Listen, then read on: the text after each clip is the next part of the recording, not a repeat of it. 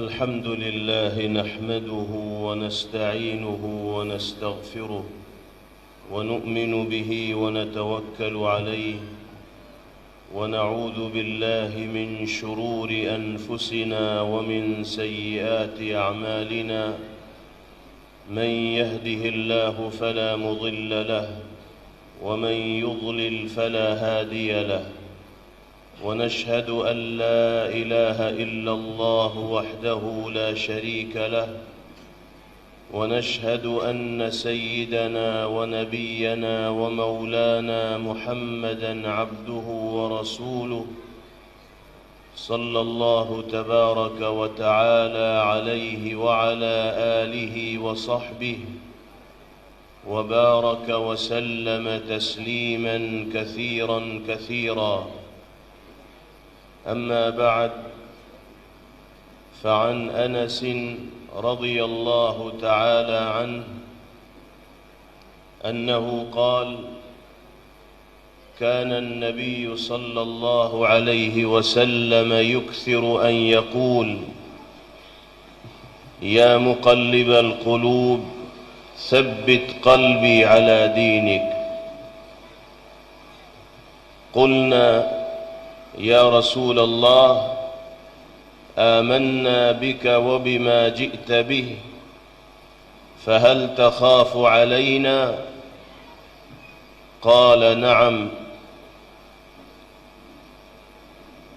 إن قلوب بني آدم بين إصبعين من أصابع الرحمن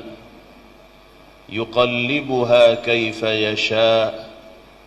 أو كما قال صلى الله علیہ وسلم. اسٹیج پر رونق افروز قابل احترام حضرات علماء کرام، میرے بہت ہی محترم بزرگوں، بھائیوں، نوجوان ساتھیوں، عزیز طلباء و طالبات اور پردہ نشین مائیں اور بہنیں،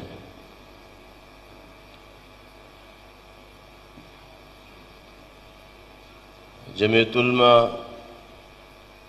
وقار آباد کے زیر اہتمام دینی تعلیمی بورڈ جمعیت علماء ہند کے زیر انتظام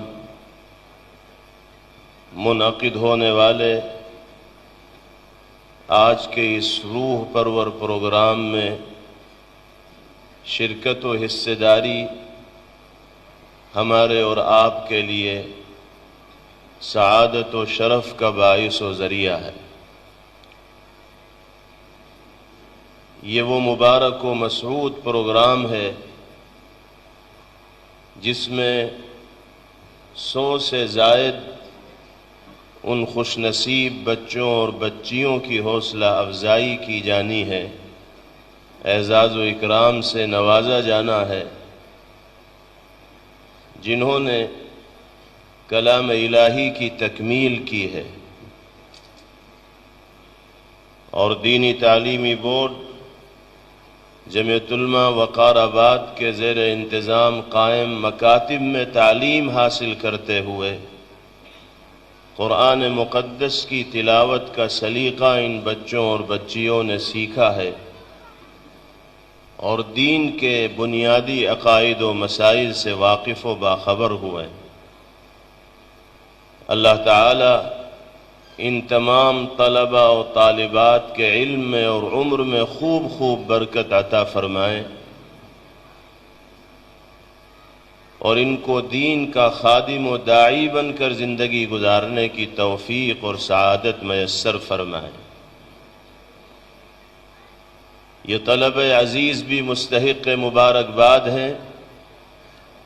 ان کے اساتذہ کرام، معلمین و معلمات بھی مبارکبادی کے مستحق ہیں، اور ان کے والدین کے لیے بھی آج کا دن اللہ کی بارگاہ میں سجدہ شکر بجا لانے کا دن ہے،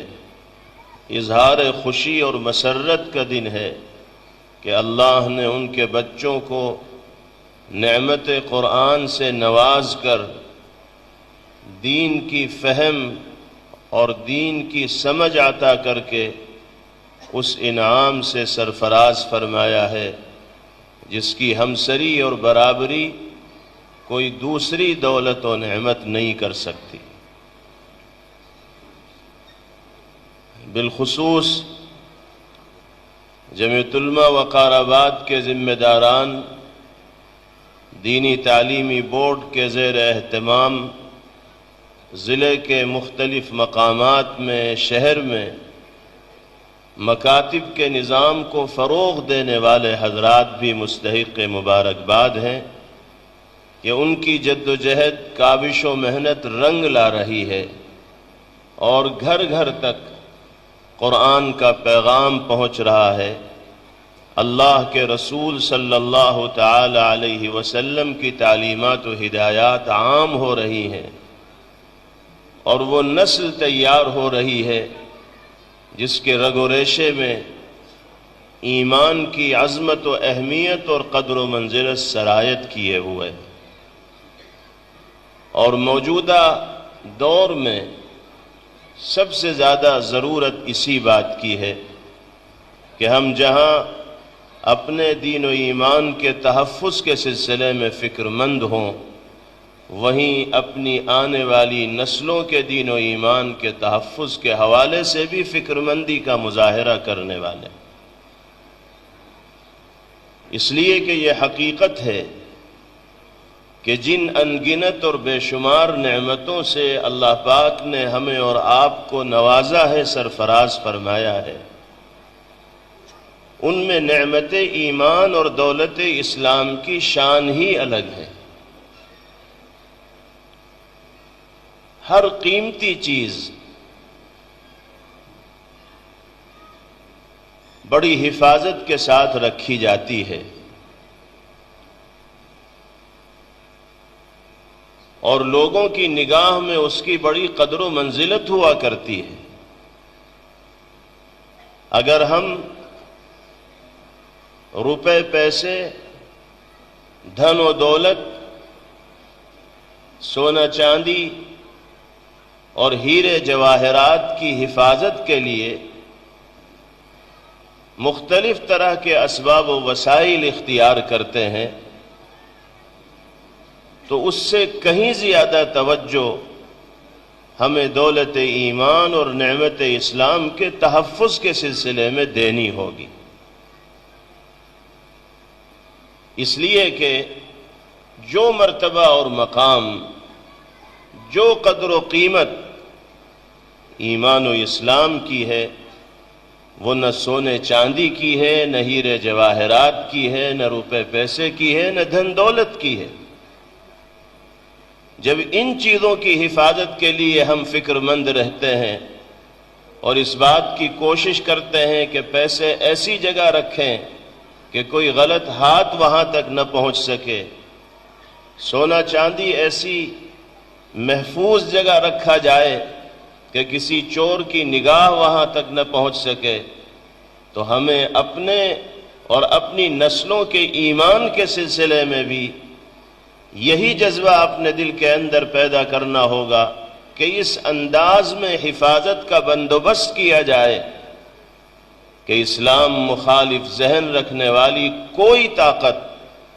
ہمارے اور ہماری نسلوں کے ایمان کو ٹارگیٹ اور نشانہ نہ بنا سکے۔ اگر وہ ایمان پر حملہ آور ہو تو وہ سازش میں کامیاب نہ ہو پائے، ہم اپنے ایمان کی حفاظت میں کامیاب ہو جائیں، اپنی نسلوں کے ایمان کو بچانے میں کامیاب ہو جائیں۔ یہ فکر میرے بھائیوں بزرگوں ہمیں پیدا کرنی ہوگی، اس لیے کہ ایمان سے زیادہ قیمتی متاع اور قابل قدر دولت ہمارے اور آپ کے لیے اور دنیا میں بسنے والے انسانوں کے لیے کوئی دوسری نہیں ہو سکتی۔ دینی تعلیمی بورڈ جمعیت علماء ہند کے زیر انتظام آپ کے اس ضلع میں، ریاست میں، ملک بھر میں، مختلف صوبوں میں مکاتب کا جو نظام چلایا جا رہا ہے، بچوں کو ان مکاتب سے وابستہ کر کے قرآن پاک کی تلاوت کا طریقہ جو سکھایا جا رہا ہے، دین کے بنیادی عقائد و مسائل سے جو بچوں کو واقف و باخبر کرایا جا رہا ہے، اس کا واحد مقصد یہی ہے کہ دینی شعور اور ایمانی جذبہ ہر ایمان والے کی گھٹی میں اس طرح بس جائے کہ وہ سب کچھ داؤ پر لگانے کے لیے تیار ہو جائے، لیکن ایمان کا سودا کرنے کے لیے تیار نہ ہو۔ جب بچپن سے یہ ماحول بچوں کو دیا جائے گا، جب بچپن ہی سے دین کے بنیادی عقائد و مسائل بچوں کے ذہن و دماغ کے اندر اتارے جائیں گے، اللہ کے کلام کو پڑھنے کا طریقہ ان کو سکھایا جائے گا، تو وہ اسی ماحول کے اندر پروان چڑھیں گے، اور اس کا سب سے بڑا فائدہ یہ ہوگا کہ وہ زندگی کے کسی بھی موڑ پر دین و ایمان سے منحرف نہیں ہوں گے، برگشتہ نہیں ہوں گے، ایمان کا سودا کرنے والے نہیں بنیں گے۔ ہمارے اور آپ کے لیے موجودہ زمانے میں سب سے بڑا چیلنج یہی ہے کہ ہم کس طرح اپنے ایمان کا تحفظ کریں اور کس طرح اپنی آنے والی نسلوں کے ایمان کا تحفظ کریں۔ اللہ نے ہمیں مومن و مسلمان گھرانے میں پیدا فرما دیا، ہمارے بچوں کو ہمارے گھر میں اللہ نے پیدا فرما دیا، ہمیں اسی بات پر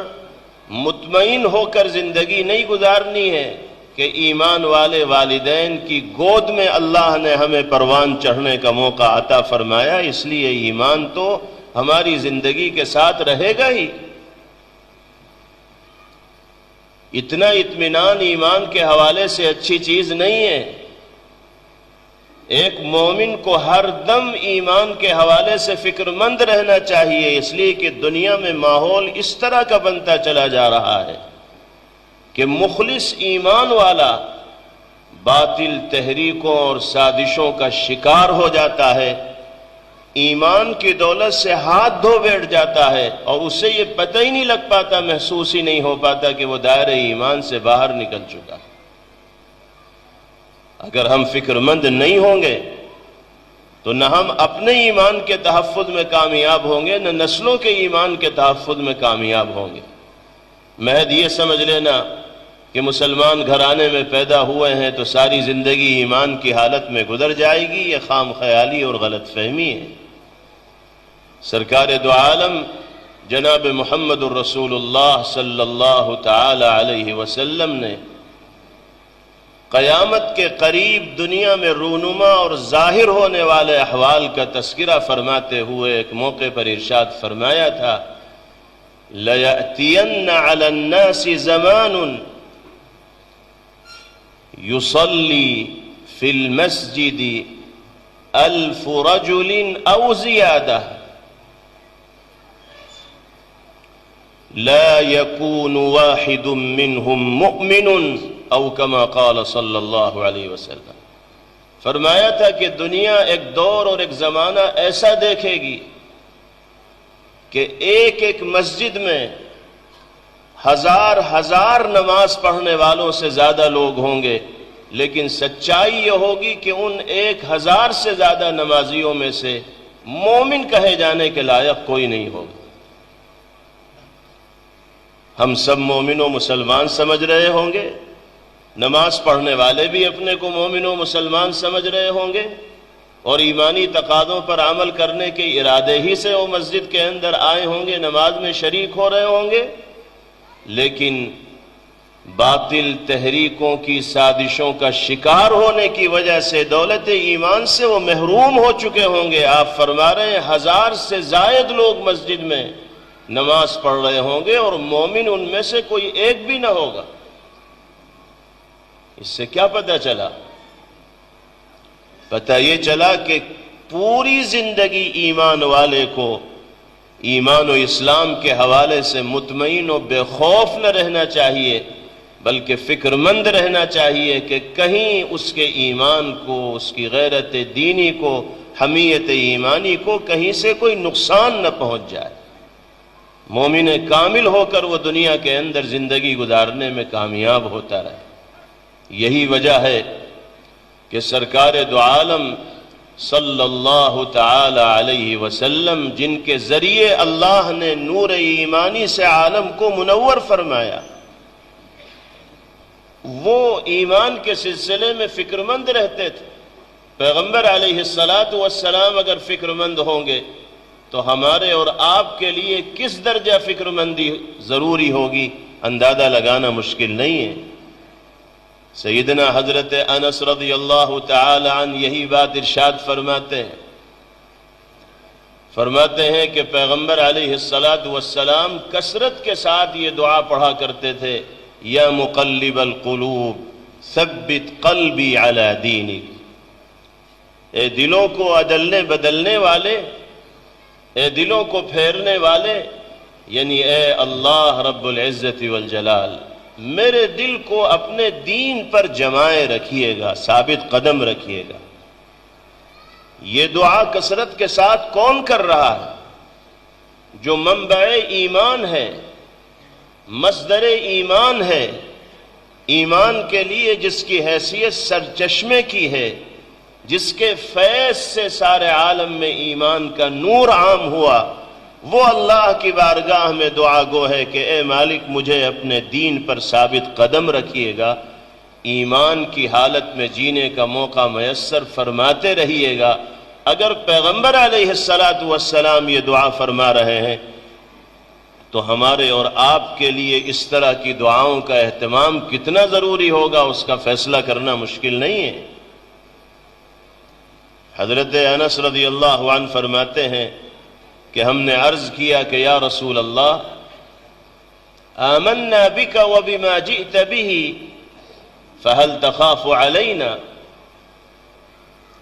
صحابہ یہ تو سمجھ گئے کہ پیغمبر علیہ السلام اپنے اس دعائیہ جملے کے ذریعے در حقیقت ہمیں درس دینا چاہتے ہیں، دنیا میں بسنے والے ایمان والوں کو سبق سکھانا چاہتے ہیں، ان کو بتانا چاہتے ہیں کہ ایمان کے حوالے سے کیسی فکر مندی ضروری ہے، کیونکہ پیغمبر علیہ السلام تو ثابت قدم تھے ہی۔ تو صحابہ نے پوچھا کہ یا رسول اللہ، ہم آپ کی ذات پر بھی ایمان لائے اور اس شریعت و ہدایات پر بھی ایمان لائے جس کو لے کر دنیا میں تشریف لائے، فَهَلْ تَخَافُ عَلَيْنَا، کیا آپ کو ہمارے سلسلے میں اندیشہ ہے کہ ہم ایمان کی راہ سے ہٹ جائیں گے؟ تو پیغمبر علیہ السلام نے فرمایا، نعم، جی ہاں، مجھے تمہیں لوگوں کے بارے میں اندیشہ ہے، خوف ہے کہ کہیں تم راہ ایمان سے منحرف نہ ہو جاؤ۔ جب اللہ کے حبیب صلی اللہ علیہ وسلم صحابہ کرام رضوان اللہ علیہ مجمعین کے سلسلے میں اس فکر مندی کا اظہار فرما رہے ہیں، جبکہ طبقہ صحابہ انبیاء کے بعد روئے زمین پر بسنے والے انسانوں کا سب سے مقدس طبقہ ہے اور سب سے عظیم المرتبت جماعت ہے، ان کے بارے میں آپ نے فرمایا، نعم، ہاں، تمہارے ہی سلسلے میں یہ اندیشہ ہے۔ اور وجہ یہ ہے، ان قلوب بنی آدم بین اصبعین من اصابع الرحمن، انسانوں کے دل اللہ کی 2 انگلیوں کے درمیان ہیں، یقلبها کیف یشاء، جس طرف چاہیں اللہ دل کو پھیر دیں۔ اس لیے ہر دم ایمان والے کو اللہ کی بارگاہ میں یہ درخواست لگائے رکھنی چاہیے کہ الہ العالمین، ایمان سے میرے دل کو ہٹائیے گا مت، میری نسلوں کو ایمان کے راستے سے ہٹائیے گا مت۔ اس حدیث پاک سے یہ معلوم ہوا کہ محض مسلم گھرانے میں پیدا ہو کر مطمئن ہو جانا اور بے خوف ہو کر زندگی گزارنا اور یہ سوچنا کہ ہمارے مومن و مسلمان ہونے پر تو مہر لگی ہوئی ہے اور ہم اسی حال میں دنیا سے جائیں گے، ہمیں کچھ اور کرنے کی ضرورت نہیں، یہ خام خیالی اور غلط فہمی۔ جب پیغمبر علیہ السلام فکر مند ہیں، حضرات صحابہ رضوان اللہ علیہ مجمعین کو فکر مند بنا رہے ہیں، تو ہمیں اور آپ کو تو ان سے ہزاروں گنا زیادہ اپنے اور اپنی نسلوں کے ایمان کے تحفظ کے سلسلے میں فکر مند ہونا چاہیے۔ اس فکر مندی کا سب سے پہلا تقاضا یہ ہے کہ مستقل ہماری دعاؤں میں اللہ کی بارگاہ میں ایمان کے تحفظ کے حوالے سے درخواست ہونی چاہیے۔ جناب رسول اللہ صلی اللہ علیہ وسلم نے دعاؤں کا جو ذخیرہ امت کے لیے چھوڑا ہے، صحابہ کرام رضوان اللہ علیہم اجمعین کے ذریعے وہ ساری دنیا کے اندر عام ہے۔ آپ ادعیہ معصورہ کے ذخیرے پر اگر نگاہ ڈالیں گے تو بہت سی دعائیں پیغمبر علیہ السلام کی زبان مبارک سے ادا ہونے والی ایسی دیکھیں گے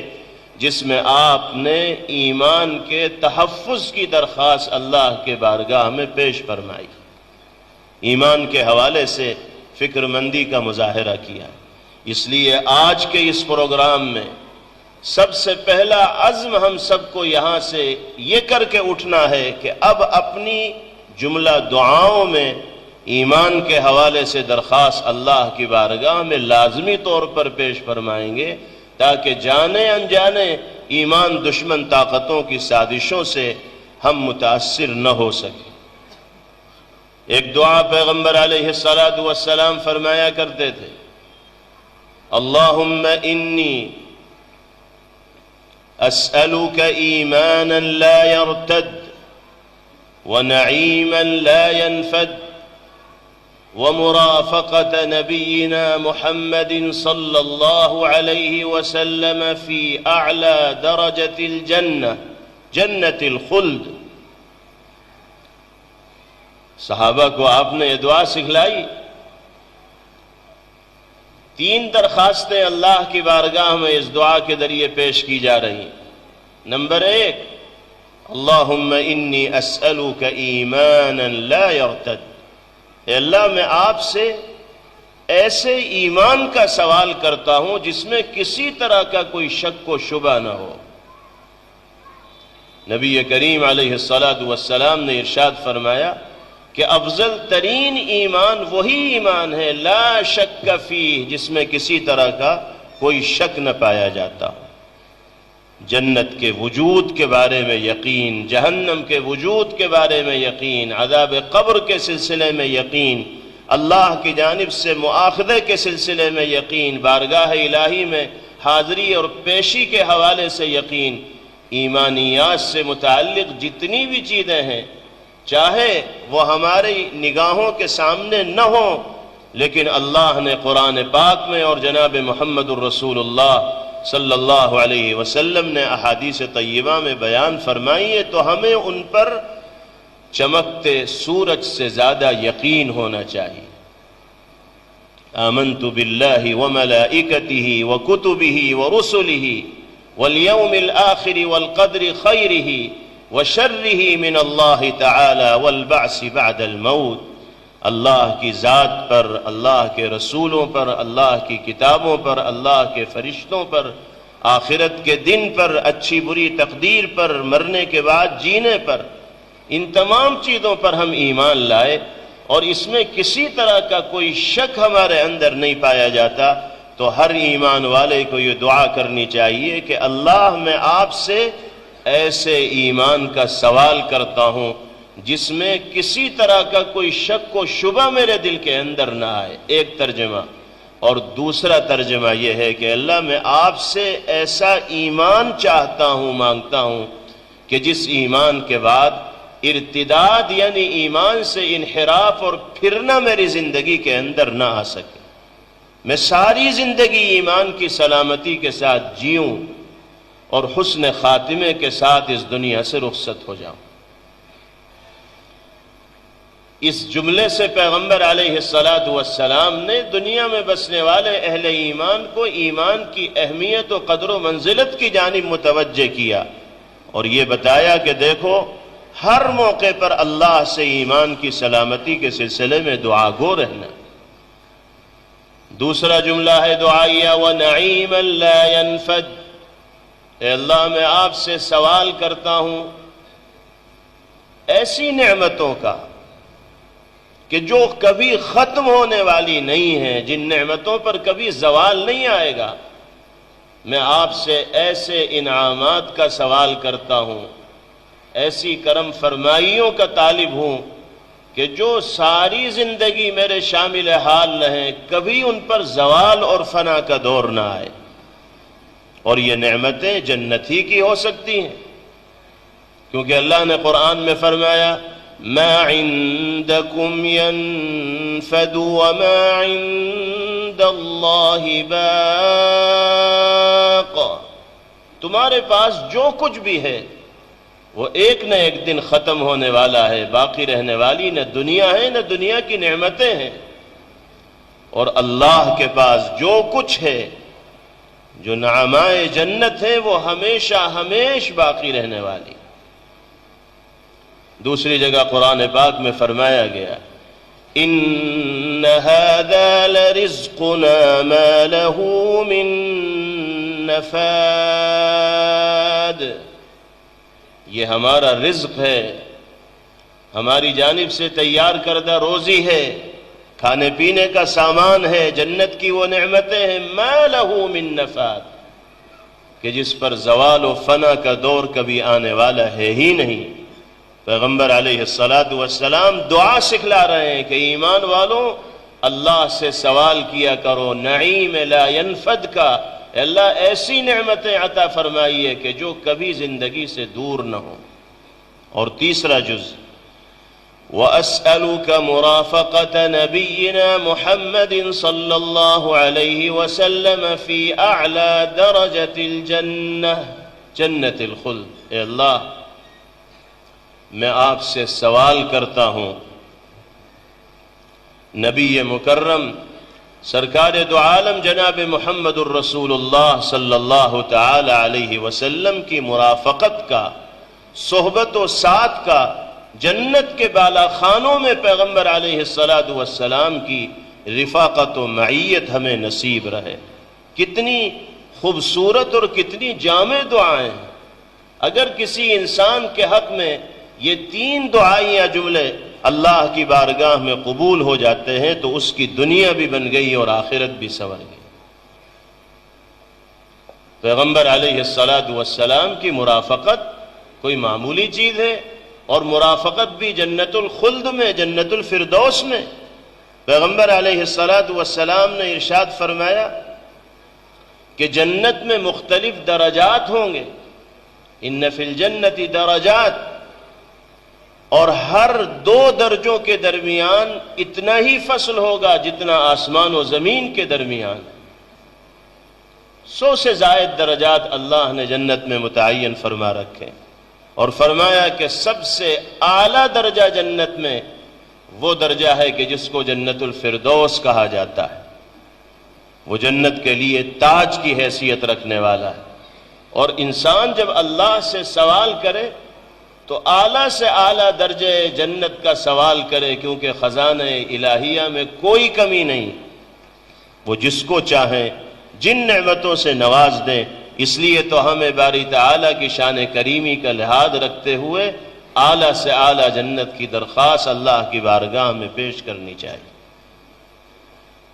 جناب رسول اللہ صلی اللہ تعالی علیہ وسلم کی زبان مبارک سے ادا ہونے والے یہ دعائیہ جملے امت کو یہ سبق دے رہے ہیں کہ ہمیں اپنے اور اپنی نسلوں کے ایمان کے تحفظ کے حوالے سے کبھی بھی بے فکر اور غافل نہ ہونا چاہیے۔ چاہے ہم کتنے ہی پکے نمازی ہوں، کتنے پکے روزے دار ہوں، پابندی سے قرآن کی تلاوت کا اہتمام کرتے ہوں،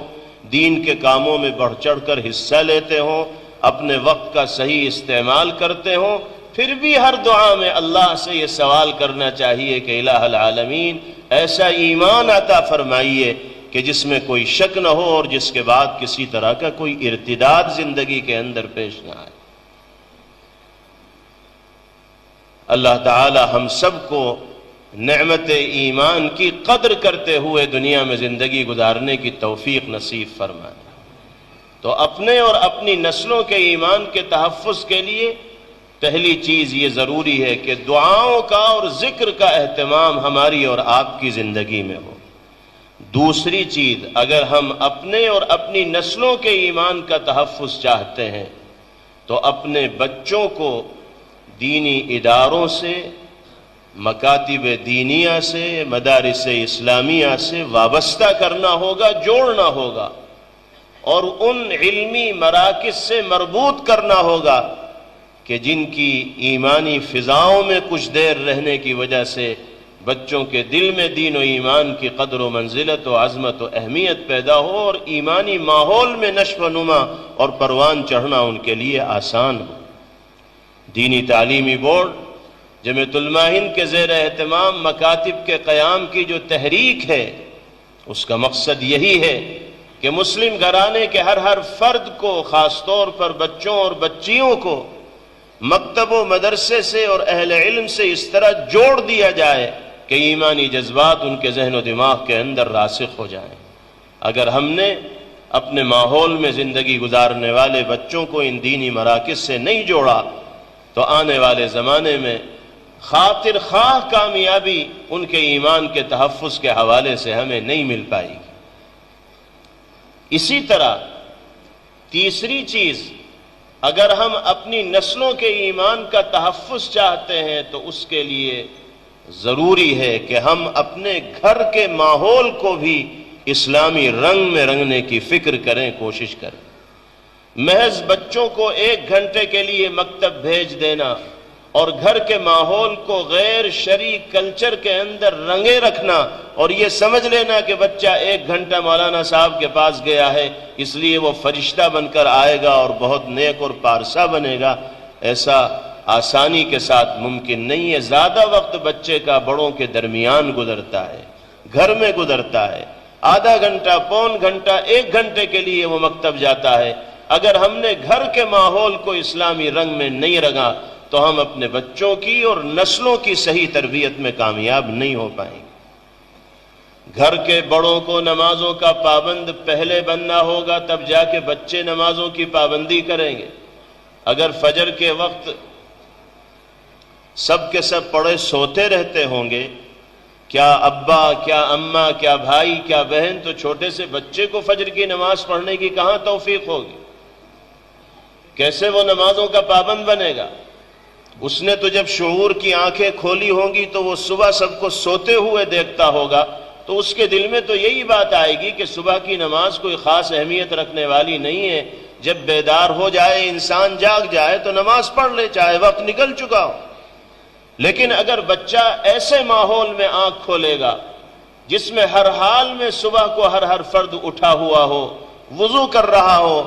مرد حضرات مسجد کی طرف جا رہے ہوں اور خواتین مصلی بچھا کر گھر میں نماز کا اہتمام کر رہی ہوں، تو شعور کی آنکھیں کھولنے کے بعد بچہ جب گھر میں یہ ماحول دیکھے گا، فطری طور پر نماز کا شوق اس کے دل کے اندر پیدا ہوگا، نماز کے حوالے سے رغبت اس کے دل کے اندر آئے گی اور وہ نمازوں کا پابند بنتے ہوئے پروان چڑھے گا اور آگے کی طرف جائے گا۔ اس لیے ہمیں اپنے گھر کے ماحول کو بھی اسلامی رنگ میں رنگنے کی بھرپور فکر اور کوشش کرنی ہوگی۔ چوتھی چیز یہ ہے کہ ہمیں بچوں پر نگاہ رکھنی ہوگی کہ ان کی دوستیاں کس سے ہو رہی ہیں۔ اچھی صحبت بچوں کو ملے گی، اچھے دوست ان کو ملیں گے، اچھا ماحول بچوں کو ملے گا تو وہ اپنے ایمان کے تحفظ میں کامیاب ہوں گے۔ اور اگر آزاد خیال لوگوں کے ساتھ بچوں کی دوستی ہوگی، غلط افکار و نظریات رکھنے والے لوگوں کے ساتھ بچوں کا اٹھنا بیٹھنا ہوگا، نوجوانی کی دہلیز پر قدم رکھنے کے بعد بھی ہم ان کی نگرانی اور نگہداشت نہیں کریں گے تو صحبت کا اثر لازمی طور پر پڑتا ہے۔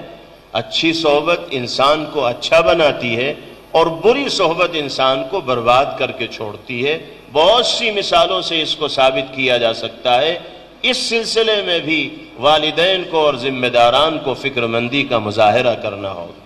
اور آخری چیز یہ ہے کہ سوشل میڈیا ہو، یہ موجودہ دور میں رائج ٹیکنالوجیاں ہوں، ان کے مثبت استعمال کا عادی بچوں کو بنانا ہوگا۔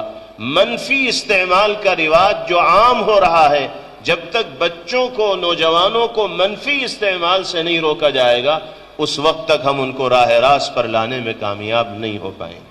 اللہ تعالی ہمیں اور ہماری نسلوں کو دین و ایمان کے تحفظ کی توفیق نصیب فرمائے اور شریعت و سنت کے تقاضوں پر مضبوطی کے ساتھ چلنا باری تعالی ہم سب کے لیے آسان فرمائے۔ وآخر دعوانا ان الحمد للہ رب العالمین۔ اللہم لک الحمد کلہ ولک الشکر کلہ، اللہم لا نحصی ثناء علیک انت کما اثنیت علی نفسک، اللهم إنا نسألك من خير ما سألك منه نبيك محمد صلى الله عليه وسلم، ونعوذ بك من شر ما استعاذك منه نبيك سيدنا ومولانا محمد صلى الله عليه وسلم، وأنت المستعان وعليك البلاغ، ولا حول ولا قوة إلا بالله العلي العظيم۔ اللهم صل وسلم وبارك على سيدنا ونبينا ومولانا محمد وعلى آله وصحبه كما تحب وترضى عدد ما تحب وترضى۔ اللهم إنا نسألك إيمانا لا يرتد، ونعيما لا ينفد، ومرافقة نبينا محمد صلى الله عليه وسلم في أعلى درجة الجنة۔ یا اللہ محض اپنے فضل و کرم سے ہم سب کے گناہوں کو معاف فرما دیجیے۔ اے اللہ ہماری خطاؤں سے صرف نظر فرمائی، اس پورے مجمع کو اپنی بارگاہ میں قبول فرمائی۔ اے اللہ جس نور ایمانی سے آپ نے ہمارے قلوب کو منور و روشن فرما رکھا ہے، اس کی قدردانی کی توفیق بھی ہم سب کو میسر فرما دیجیے۔ اے اللہ شریعت و سنت کے تقاضوں پر عمل ہم سب کے لیے آسان فرمائیے۔ ہمیں اپنے بچوں کی دینی تعلیم و تربیت کے حوالے سے فکر مندی نصیب فرمائیے۔ الہ العالمین دینی تعلیمی بورڈ جمعیت علماء ضلع وقار آباد کے زیر اہتمام تعلیمی میدان میں نمایاں کارکردگی جو انجام دی جا رہی ہے، اس کو اپنی بارگاہ میں شرف قبول نصیب فرمائیے۔ مسلم گھرانے کے ہر فرد کو مدارس و مکاتب سے اور اہل علم سے جڑ کر زندگی گزارنے کی توفیق اور سعادت میسر فرمائیے۔ اے اللہ ہم گنہگار و خطاکار ہیں، سیاکار و بدعمل ہیں، آپ کے در پر عفو و درگزر کا سوال کرنے کے لیے حاضر ہیں۔ اے اللہ اپنے در کے سوالیوں کو محروم نہ فرمائیے، ہم سب کی جھولیوں کو اپنی رحمت سے بھر دیجیے۔ اے کریم آقا ہم سب کے لیے کرم و فضل کا معاملہ فرما دیجیے۔ یا اللہ ہم میں اور ہمارے متعلقین و اہل خانہ میں جو بیمار ہوں سب کو شفائے کلی مرحمت فرمائیے۔ ہر طرح کے مہلک موذی اور لا علاج امراض سے ہم سب کی حفاظت فرمائیے۔ اے اللہ اپنے سوا کسی کا محتاج نہ بنائیے، اپنے در کے سوا کسی کے سامنے ہاتھ پھیلانے سے ہم سب کی حفاظت فرمائیے۔ اے اللہ امت کے جملہ مرحومین کی مغفرت فرمائیے۔ یا اللہ ہمارے کاروبار میں ملازمت اور ذریعہ معاش میں برکت عطا فرمائیے، ہر طرح کے خسارے اور نقصان سے حفاظت فرمائیے۔ اے اللہ آپ علیم بذات الصدور ہیں، دل کے بھید اور راز کو جاننے والے ہیں۔ اس مجمع میں موجود مردوں اور عورتوں میں سے کون کس طرح کے مسائل سے دوچار ہے، کس کو کن پریشانیوں کا سامنا ہے، آپ سے بہتر کوئی نہیں جانتا۔ اے اللہ اپنے مقدس کلام کی برکت سے، اس مبارک اجتماع کی برکت سے سب کے مسائل کو حل فرمائیے، سب کی پریشانیوں کو دور فرمائیے، سب کو عزت و عافیت کی زندگی میسر فرمائیے، دونوں جہاں کی سعادتوں سے مالا مال فرمائیے، مسلمانوں کے دین و ایمان کی، جان و مال کی، عزت و آبرو کی حفاظت کے فیصلے فرمائیے۔ اللهم اغفر لنا ولوالدينا وللمؤمنين والمؤمنات والمسلمين والمسلمات الأحياء منهم والأموات إنك سميع قريب مجيب للدعوات يا رب العالمين۔ اللهم ربنا آتنا في الدنيا حسنة وفي الآخرة حسنة وقنا عذاب النار. وصلى الله وسلم وبارك عليه وعلى آله وصحبه أجمعين برحمتك يا أرحم الراحمين.